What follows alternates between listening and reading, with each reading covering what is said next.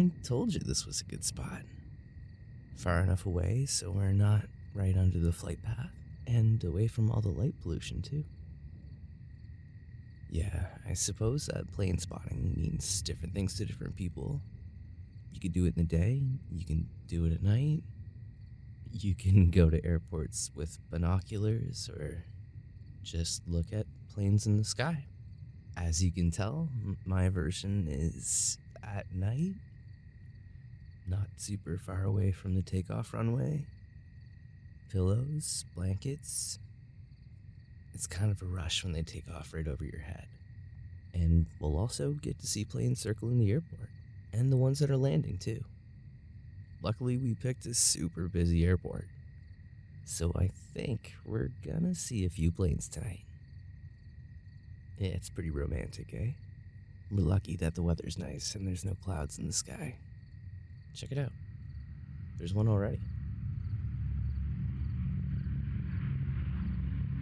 Super cool, huh? Yeah, I wouldn't want to be on the landing side. You know me. I maybe looked into a few interesting facts before we came out here tonight. Just trying to keep it interesting. Speaking of facts, the fact is I really want to kiss you right now.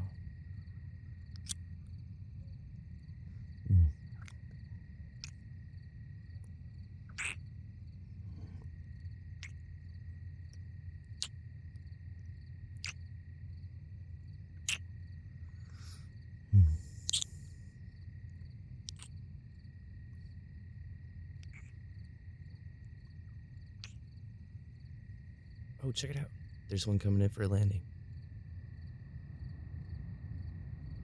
So the first passenger airline was actually invented in 1919. Royal Dutch Airlines. Qantas is the second oldest airline. Yeah, they established like a year later in 1920. And Qantas invented business class.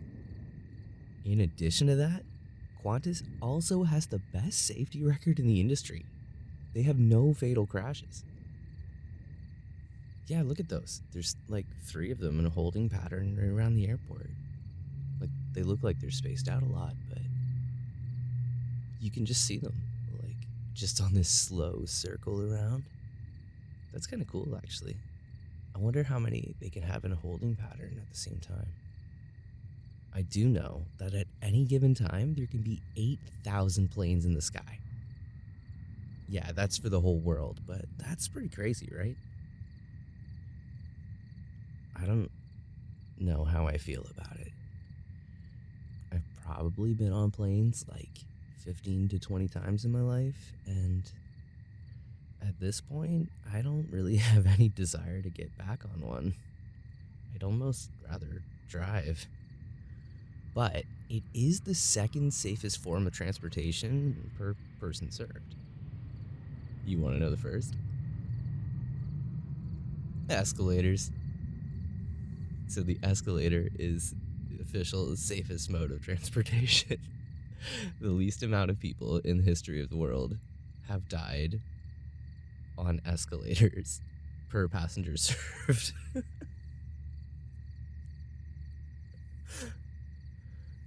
I wonder if they count the horizontal ones. Like, have you seen those in airports? The ones that just take you from point A to point B horizontally, and then if there's no one on them, you can just like walk really fast, and you're like, this is how it feels to move through time.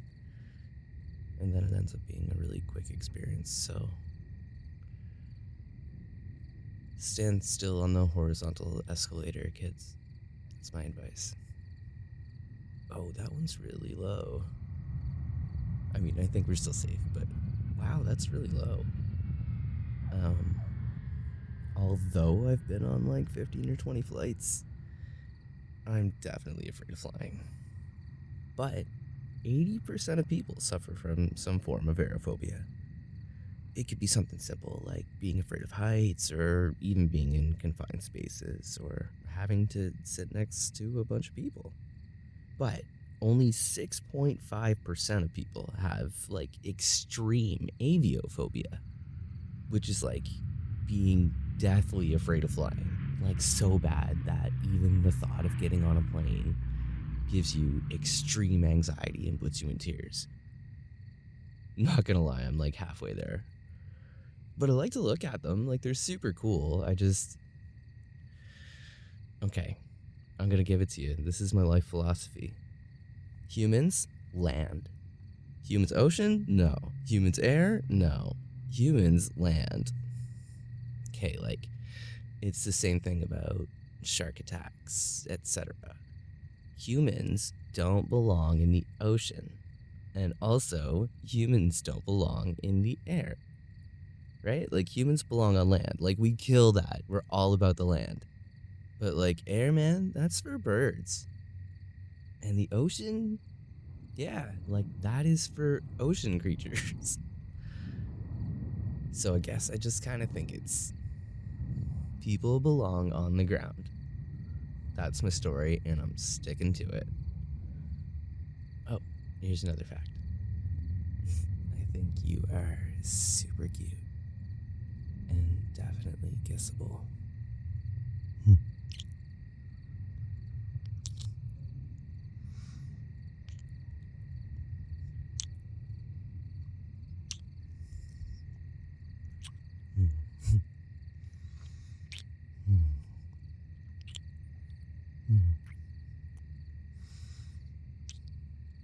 Making out while planes thunder overhead. I know they're not really thundering, but I'm just trying to be dramatic. Did you know that the pilot and the co-pilot eat different meals? Yeah, just in case one of them gets like food poisoning, so then it doesn't happen to them both. And as high as planes fly, you're still only 7% of the way into space. Like, that blows my mind. Space, oh, I love that stargazing date we had. We should do another one of those. I mean, I guess we're kind of doing it right now, but there's also planes involved. I'm talking about taking you into the middle of nowhere, and then maybe we can fall asleep in a tent? Yeah, okay. I think we're gonna do that next time. We should go camping. Campfire, stargazing. Yeah, we're gonna do more of this. I mean, I don't know how much I can research facts about campfires, but I'll think of something. Planes are cool, but they still pollute quite a bit, right? I mean, honestly, they only account for like 2.5% of global carbon emissions. Like, all the planes, those 8,000 planes in the air only account for 2.5% of the global emissions. Yeah, like, cars are way more problematic. Cars are like 10%. And then all the other transportation sectors, like trains and boats and things that burn fossil fuels, like they're the other 12-ish%. So I guess you're looking at like a quarter of the global carbon emissions are produced by transportation. In the scheme of things, planes are kind of like a smaller offender, but if you actually factor in the amount of people that are on a plane versus how much they actually burn in fuel, then they're actually a lot more efficient to get people from place to place than if you just had like one person in a car. So, I mean, yeah, people need to get places, I get that. So in that way, they're definitely more efficient than cars. But it's crazy that we're just a society that depends on burning stuff we take out of the ground. Like, that's a finite resource. It's gonna run out someday. And I did see some facts that they estimated that with all the known oil reserves in the world, there's only about 40 years left. Now, they could find some more, obviously, and it would extend the range of that, but that right there should tell you that we should already be transitioning into the next technology. And like, I know there's electric vehicles, etc., but we're making really, really slow movements towards becoming a fully alternatively powered society. Now, we're definitely always going to need oil for stuff. Like, they use it for plastics and manufacturing and lubrication of every sort. But we should probably stop burning it to make things go. Yeah, like, cool, but there's got to be a better way to do that. I think Tesla should probably start making planes next too. I mean, Elon's already got space and the ground covered. So he needs boats and he needs planes.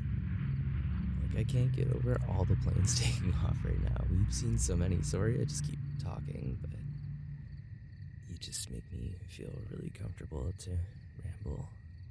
And I love to bring the facts. I also love to bring the smooches. Sorry.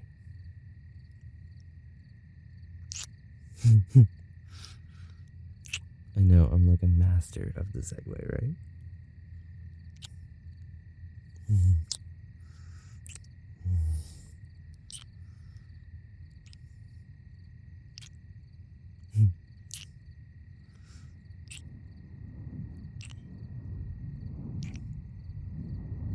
mean, I don't know if I have that many more facts.